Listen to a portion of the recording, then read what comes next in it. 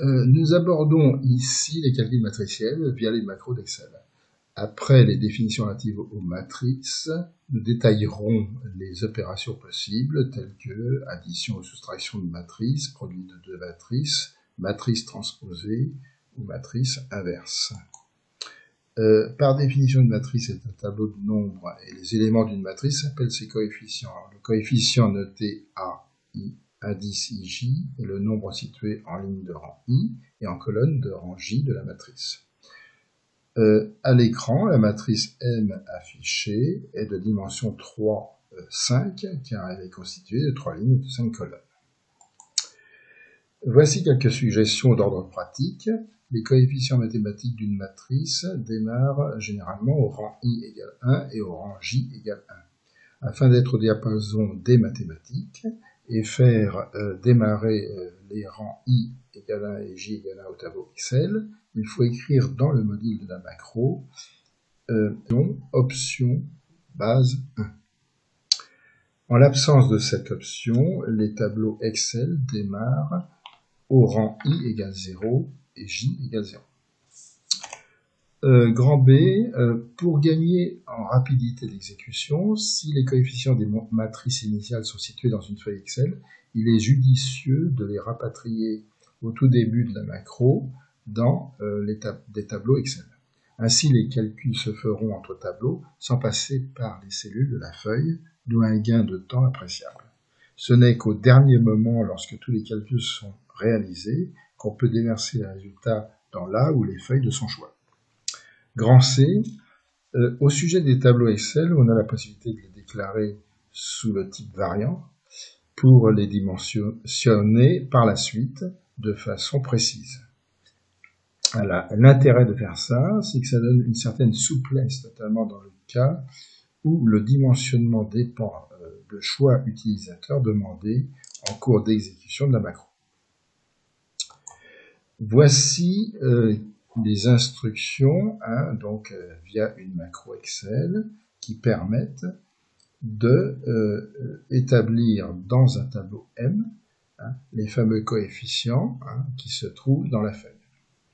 Positionne la feuille ici MDEF en l'occurrence, et puis ensuite on déclare M comme variant pour ensuite le dimensionner avec ici, puisque c'est une matrice 3, 3, donc M, la dimension M3, 3.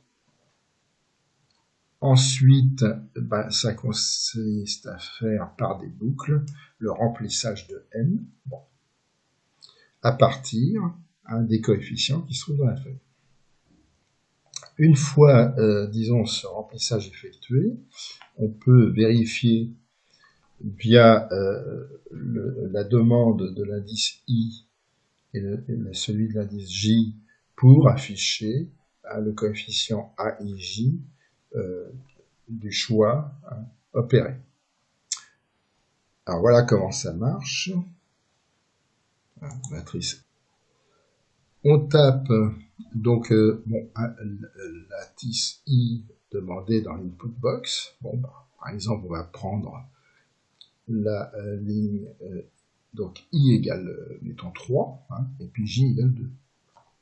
Donc 3, et ici 2.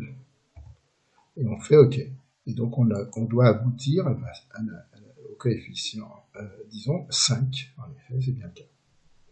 Ici, on va faire l'addition de deux matrices. Donc, instruction option base 1, ensuite sélection de la feuille, ensuite déclaration et dimensionnement des matrices, remplissage à partir de la feuille des matrices M1 et M2, calcul de la matrice M égale à M1 plus M2, et puis déversement dans la feuille une fois la matrice R obtenue. Donc ici M2, et donc maintenant je lance la macro pour l'addition, et donc on obtient bien la somme des coefficients, en effet, dans R. Pour le produit de matrices, donc là on va utiliser, donc c'est ça qui va un peu différer, déjà une fonction qui permet de faire cette multiplication. Donc c'est ce que propose Excel, et donc c'est ce qui est écrit en police rouge, à gras. Et donc pour ça, il suffira à ce moment-là de lancer, après avoir bien sûr rempli les matrices M1 et M2, dans les tableaux M1 et M2, de pouvoir ensuite exécuter cette fonction, et donc ensuite d'aller verser dans la plage qui correspond.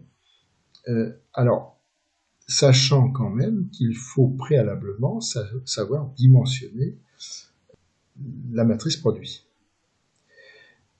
Exemple, ici, on part donc de M1 de dimension 3, 4, M2 de dimension 4, 2, et bien donc mathématiquement, on aura une dimension de P qui sera 3, 2. Alors on va la lancer.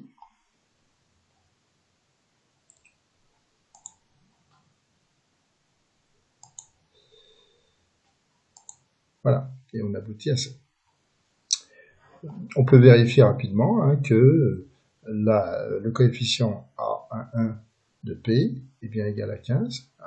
On va faire 1 fois 3, 3, plus 3 fois 2, 6, ça fait 9, plus 0 fois 1, ça fait toujours 9, plus 2 fois 3, ça fait 6, donc 6 et 9, 15.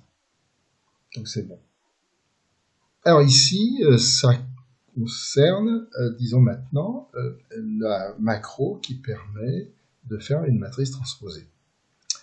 Donc là, pour une matrice transposée, on sait que la matrice transposée et la matrice M ont leur indice de ligne-colonne interverti.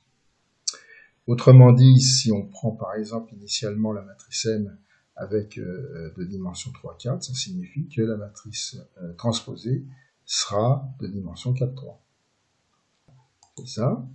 Alors, on peut vérifier quand même quelque chose. C'est par exemple, si je prends la première ligne de la matrice M, qui est 1, 3, 0, 2, et bien maintenant, cette première ligne se trouve en première colonne de la matrice transposée. 1, 3, utiliser une fonction Excel qui permet le calcul de l'inverse d'une matrice. Alors, donc la macro est similaire aux autres avec donc l'introduction de cette nouvelle fonction. Et donc, il y a moyen ensuite de vérifier, en faisant le produit, une fois qu'on aura le résultat, bien sûr, de la matrice inverse obtenue, si on fait M fois MI, à ce moment-là, on aura la possibilité de vérifier que dans la plage de colonne 9 à 11, on a bien la matrice identité. Au passage, l'inverse d'une matrice, ça ne fonctionne que si on part d'une matrice carrée, donc ayant les mêmes nombres de lignes et de colonnes. Lancement donc de la matrice inverse, exécution, ça donne ça. Et donc maintenant, on va en lancer la macro de vérification. Donc vérification, c'est ici que ça se passe, voilà, et on aboutit bien à la matrice identité. Voilà, je vous remercie et je vous dis à bientôt.